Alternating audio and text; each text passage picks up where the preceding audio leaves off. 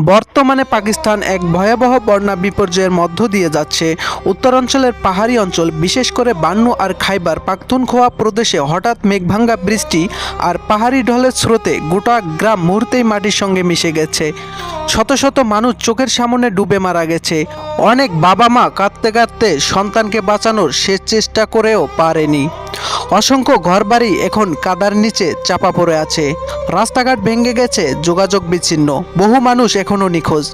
চারিদিকে শুধু কান্নার শব্দ, আহাজারি আর মরাদেহের গন্ধ।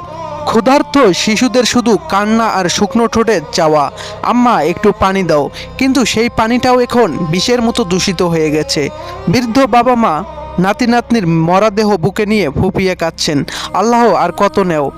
কেউ সারা রাত ধরে নিজের স্বামী বা স্ত্রীর মরদেহ খুঁজে ফিরছে। কোথাও একসঙ্গে গণকবর দেওয়া হচ্ছে। সহায়তা পৌঁছানোর আগেই নতুন বৃষ্টি আর ঢল সবকিছু ভাসিয়ে নিয়ে যাচ্ছে। কাদার মধ্যেই মানুষ কুরে কুরে দুমুঠো খাবার খুঁজছে।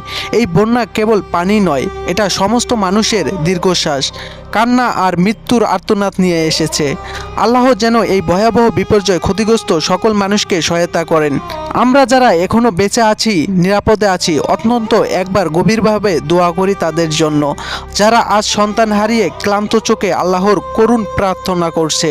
হে আল্লাহ, তুমি দয়ালু, তুমি রহম করো তাদের।